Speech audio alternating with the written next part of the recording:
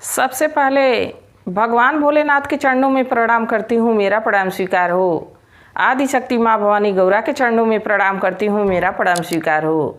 सभी देवी देवताओं के चरणों में प्रणाम करती हूँ, मेरा प्रणाम स्वीकार हो। आप सभी गुरु भाई गुरु बहनों के चरणों में प्रणाम करती हूँ, मेरा प्रणाम स्वीकार हो। गुरु भाई गुरु बहनों, आप लोगों के साथ और आप लोगों के सपोर्ट से महादेव की कथा और शिव भक्तों तक पहुँचती है। आप लोग हमारा साथ दिए, इसके लिए बहुत बहुत धन्यवाद। तो जैसे अपना साथ दिए वैसे अपना साथ बनाए रखिए और वीडियो को लाइक शेयर करते रहिए, ताकि जो कथा पढ़े महादेव की वो और शिव भक्तों तक पहुंचती रहे। अगर जो आप लोग चैनल पे नए हैं तो सब्सक्राइब कर लीजिए, ताकि जो भी वीडियो पढ़े, जो भी कथा पढ़े, वो आप लोगों तक आसानी से पहुंच जाए। कमेंट में महादेव का नाम ज़रूर लिखिए। महादेव का नाम लिखने से, बोलने से सारे कष्ट दूर हो जाते हैं, सारी समस्या दूर हो जाती है। तो महादेव का नाम ज़रूर लिखिए। और जो आज मैं कथा सुनाने वाली हूँ, कथा बड़ी ही सुंदर है। कथा को आप लोग अंत तक देखिएगा। कथा आप लोग आधी अधूरी देखते हैं तो इससे बहुत बड़ी हानि होती है। एक तो कोई ज्ञान नहीं प्राप्त होता है और दूसरा भगवान का अपमान होता है, हमारे महादेव का, हमारे गुरुवर का अपमान होता है। तो प्लीज़ आप लोग कथा को पूरा सुना करिए। आज की कथा देखिए, कुछ लोग ऐसे होते हैं, छोटी छोटी बात पे झूठ बोल देते हैं और शायद उस छोटे से झूठ का परिणाम बहुत भयानक भी हो सकता है। कभी ये बात कोई नहीं सोचता है, तुरंत एक झूठ बोल देता है और वो एक झूठ के बदले 100 झूठ और बोलने पड़ते हैं। कथा इसी पे आधारित है। कथा को आप लोग अंत तक देखिएगा। देखिए, एक गांव में एक शिव भक्त परिवार रहता था। माँ बेटे थे, पिता इस दुनिया में नहीं थे। दोनों माँ बेटा शिव के भक्त थे, शिव के शिष्य थे। महादेव से स्नेह, महादेव से प्रेम, महादेव को अपना सब कुछ मानते थे। धीरे धीरे समय बीतने लगा। लड़का थोड़ा सा खेत था, किसान था, अपना मेहनत मजदूरी उसी में करता था और उसी से अपना जीवन, माता और अपना दोनों लोगों का जीवन यापन करता था। समय बीतता रहा, लड़का धीरे धीरे बड़ा होता रहा और साथ ही बहुत मेहनती भी हुआ। खेत से ही कमा के धीरे धीरे कुछ और खेत बढ़ा लिया। वो गृहस्थी का ही काम करता था। देखिए गुरु भाई गुरु बहनों, हमारे किसान भाई बहुत कड़ी मेहनत करते हैं, चाहे वो धूप हो, चाहे छाँव हो, चाहे आंधी हो, तूफान हो, बरसात हो, जाड़ा हो, हर वक्त खेतों में काम करते हैं, अनाज उपजाते हैं। और हमारी धरती मैया का ऐसा योगदान है कि जो जितना परिश्रम करता है, जो जितना मेहनत करता है, उसका फल बहुत मीठा देती है। उसी से ये दुनिया, उसी से सृष्टि चल रही है। पृथ्वी माता का हम लोगों के जीवन में बहुत बड़ा योगदान है। अगर जो पृथ्वी पे सारी चीज़ें उपलब्ध नहीं होती तो क्या हम होते? तो हम लोग पृथ्वी माँ की संतान हैं। पृथ्वी माँ की तो उपमा भी ऐसी दी गई है। माँ तो माँ ही होती है। माँ के ममता का सागर इतना बड़ा होता है कि भापा नहीं जा सकता है कि कितना बड़ा है। तो गुरु भाई गुरु बहनों, दोनों माँ बेटे बड़ा खुश रहते थे, शिव भक्त थे। लड़का जब सयाना हो गया तो गुरु बहना सोची कि इसका विवाह कर दिया जाए। विवाह कर दी, बहू घर में आ गई, खुशी दुगुनी हो गई। सभी तीनों लोग मिलके अब बड़ा खुश रहते थे। एक दिन सासू माँ कहीं कि ऐसा है बहू कि आज कुछ अच्छा भोजन बनाती। बहू पूछी कि माँ जी क्या बनाऊँ कि जो अच्छा लगे। तो उसकी सासू माँ कहीं कि आज खेत में गेहूं की बुआई हुई है, तो आज दाल पूड़ी बनाओ और खीर बनाओ, भगवान को भोग भी लग जाएगा और हम लोग उसको खा भी लेंगे। बहू बड़ा प्रसन्न हुई, दाल पूड़ी बनाने की तैयारी कर दी, खीर बनाने की तैयारी कर दी, आटा गूँथ दी दाल का पूरन बना दी। अब जब पूड़ी बनाने लगी तो पूड़ियाँ फट जा रही थी, उसमें से दाल बाहर आ जा रही थी, जो पूरन बना हुआ था वो बाहर आ जा रहा था। अपनी सासू माँ से कही, उसका पति तो चला गया था खेत पे काम करने, सासू माँ भी अब जा ही रही थी। तब तक बहू सासू माँ से कही कि सासू माँ आप जा रही हैं, पूड़ी मुझसे बन नहीं पा रही है, फूट जा रही है। तो सासू माँ कही कि अच्छा बिटिया, तो लाओ मैं ही बना देती हूँ। देखिए सास भी माँ की तरह ही होती हैं, अगर जो प्यार से हम कुछ कहेंगे तो ज़रूर मानेंगी। अब उसकी सासू माँ पूड़ियाँ बना दी, खूब सुंदर सुंदर पूड़ियाँ बना के, और सोची कि बेटा अकेले खेत पे काम कर रहा होगा। अब सासू माँ निकल के अपने बेटे के पास चली गई, बूढ़ी मैया अपने बेटे के पास पहुँच गई। अब इधर बहू इंतज़ार करने लगी, भगवान को भोग लगाई, इसके बाद इंतज़ार करने लगी कि कब माँ जी और कब हमारे पति आएंगे, भोजन करेंगे लोग कि हम भी करेंगे। क्योंकि उस घर में जब तक वो लोग भोजन नहीं कर लेते थे तब तक ये भोजन करती नहीं थी, इसको भूख जोरों की लगी हुई थी। अब अच्छा अच्छा भोजन देख के इसको सोच रही थी कि कब आते लोग, कब खा लेते कि हम भी खा लेते। अब इंतज़ार करती रही, इंतज़ार करती रही। अब उसे सहन नहीं हुआ भूख, तो सोची कि कुछ ऐसी तरकीब लगाती हूँ कि पूड़ियाँ भी उतनी रहेगी।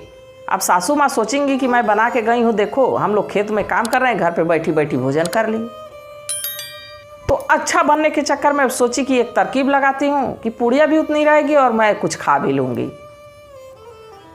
क्या कि सब पूड़ियों को थोड़ा थोड़ा थोड़ा थोड़ा छेद करके उसमें से पूरन निकाल निकाल के और खा के पानी पी ली, और सारी पूड़ियाँ जैसे रखी थी वैसे रख के ढक दी। थोड़ी देर के बाद, एक आध घंटे के बाद, उसका पति माँ जी दोनों लोग घर आए। पति कहा कि जल्दी भाग्यवान, भूख लगी है, जल्दी से खाना परोस दो, हमको और माँ को साथ में ही दे दो, हम लोग भोजन कर लें। तो कही कि ठीक है। अब एक कटोरी में खीर, सब्जी और पूड़ियाँ अपने पति को भी दी, अपने सासू माँ को भी दी। तो सासू माँ तो कुछ नहीं बोल रही, बाकी पति जब खाने लगा तो कहा कि अरे भाग्यवान, ऐसी पूड़ी बनती है, इसमें तो पूरन का पता ही नहीं है, कैसी पूड़ी बनाई हो? तो फटाक से बोलती है, मैं थोड़े न बनाई हूँ, माँ जी बनाई हैं। तो अब माँ जी कहीं कि ऐसा कि मैं तो पूरन डाल के ही बनाई थी, चलो बेटा खा लो। तो कहा नहीं, आखिर जब पूरन इसमें पड़ा था तो पूरन हुआ क्या? तो फटाक से बहू रानी कहती हैं कि ऐसा कि लग रहा है बिल्ली खा गई। और बिल्ली उसी चारपाई के नीचे बैठी सुन रही थी। उस घर में बिल्ली बैठ के उसकी इस झूठ को सुन रही थी। बिल्ली कही कि अच्छा अच्छा, खाई हो अपने और लगा रही हो हमको इल्जाम, इसकी सज़ा तो तुमको मैं ज़रूर दूंगी, इसकी सज़ा तुमको ज़रूर मिलेगी। बिल्ली यही सोची। दोनों लोग भोजन किए, इसके बाद अपना आराम किए। धीरे धीरे धीरे धीरे समय बीतता रहा। कुछ ही समय बाद पता चला कि बहू गर्भवती है। दोनों माँ बेटे बड़ा प्रसन्न हुए। समय बीतने लगा। समय के साथ उसको 9 महीने बाद खूब सुंदर सा लड़का पैदा हुआ। रात का समय था। जब लड़का पैदा हो गया तो पति भी सो गया उसका, सासू माँ भी सो गई उसकी, और बहू रानी की भी नींद लग गई। अब बिल्ली आई, बच्चे को मुंह में दबाई और वहाँ से लेके चली गई। सुबह हुई, सासू माँ अलग पूछ रही हैं कि बच्चा कहाँ है, पति अलग पूछ रहा है बच्चा कहाँ है। बहू रानी कह रही हैं कि बच्चा हम नहीं जान रहे बच्चा क्या हुआ। तो पति कह रहा है लग रहा है डायन है, बच्चे को खा गई, और कह रही है कि हम बच्चा नहीं जान रहे हैं। पर माँ समझाई कि ऐसा नहीं हो सकता है, बच्चा कोई चुरा ले गया हो। मामला शांत हुआ। फिर धीरे धीरे धीरे धीरे उसी तरह गृहस्थी में आगे लोग बढ़ने लगे। फिर समय बीता। कुछ ही दिनों के बाद, कुछ ही महीनों के बाद फिर से एक बच्चा हुआ। जैसे बच्चा हुआ तो पति सोचा कि मैं देखता रहूँगा कि इस बच्चे का होता क्या है। एक बच्चा तो खो गया, पर इस बच्चे की देखरेख मैं खुद करूँगा। अब दरवाजे पे बैठ गया कुर्सी लगा के। सासू माँ चारपाई पे सो गई। बच्चा होने के बाद पत्नी को भी नींद आ गई और कुर्सी पे बैठे बैठे लड़का भी सो गया। थोड़ी देर के बाद बिल्ली आई, फिर बच्चे को मुंह में दवाई लेके चली गई। जैसे नींद खुली दौड़ के गया चारपाई पे, देखा तो बच्चा नहीं है। तुरंत उठा डंडा लेके कि अब इसको मार डालूंगा, ये डायन है, बच्चे को खा जा रही है। हमारी थोड़ी सी नींद क्या झपकी, बच्चे को खा गई। अब वो कितना हो दुहाई दे रही है कि मैंने बच्चे को नहीं खाया, मैं अपने बच्चे को क्यों खाऊंगी, मैं झूठ नहीं बोल रही हूँ। बाकी उसकी बात का कोई विश्वास नहीं कर रहा था। फिर उसकी माँ समझाई कि बेटा जाने दो, ये बच्चा नहीं खाएगी, लग रहा है कि कोई घटना हुई है, अच्छा जाने दो। बच्चे को समझाई बुझाई, लड़का माना। फिर समय बीतने लगा। फिर समय के बाद कुछ ही महीनों बाद तीसरा बच्चा पैदा हुआ। और जब तीसरा बच्चा पैदा हुआ तो लड़का कहा कि आज तो मैं यहीं चारपाई के पास अपनी कुर्सी लगा के बैठूंगा, देखता हूँ कि ये बच्चा क्या होता है। जब बच्चे हो रहे हैं तो बच्चे को खा जा रही है। वहीं चारपाई के पास अपनी कुर्सी लगा लिया। माँ जी वहीं ज़मीन पे लेट गई और पत्नी भी रात की समय, अब बच्चा प्रसव होने के बाद वो भी आराम करने लगी, उसकी भी आँख लग गई। अब बैठ के इंतजार करते करते लड़के की भी आंख लग गई और जैसे आंख लगी बिल्ली फिर आई और फिर बच्चे को दबोच के लेके चली गई। अब देखिए, अब उस दिन तो बस जब लड़का उठा तो उसका गुस्सा 7वें आसमान पे। कहा आज तो इसको छोड़ूंगा नहीं, आज तो इसको मार डालूंगा, क्योंकि ये हमारे जब बच्चा पैदा हो रहे हैं तो इसको खा जा रही है, डायन है, कुलक्षणी है, हमारे कुल को, हमारे खानदान को आगे नहीं बढ़ने देना चाहती है। अब कितना हो रोती गिड़गिड़ाती, नहीं ऐसा मैं नहीं कर सकती हूँ। बाकी लड़का मान नहीं रहा था। उसकी माँ लगी रोकने। लड़का कहा कि अब दिन में तो ये संभव नहीं है, रात को जब माँ सो जाएगी तो मैं इसको काट डालूंगा तलवार से। गुरु भाई गुरु बहनों, दिन तो किसी तरह बीत गया। जब शाम हुई, भोजन करने के बाद माँ जी वहीं चटाई बिछा के अपने बहू के पास सो गई। बहू चारपाई पे लेटी हुई सो गई।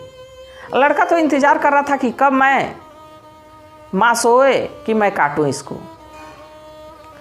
अब जब माँ की नींद लग गई, तलवार उठाया और उस समय में इतनी लाइट की व्यवस्था नहीं थी, ढिबरी जलती थी, दीपक जलता था। तो जैसे तलवार उठाता काटने के लिए, वैसे दीपक बुझ जाता।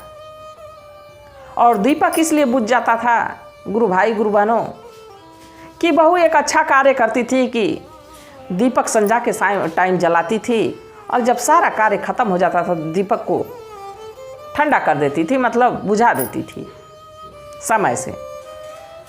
अब लक्ष्मी माता उसका साथ दे रही थी।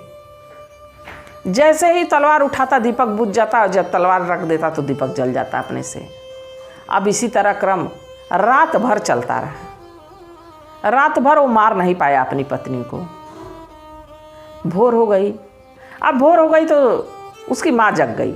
जब माँ जग गई तो सोचा कि अब तो मार सकता नहीं हूँ, माँ हमारी बीच में आ जाएगी।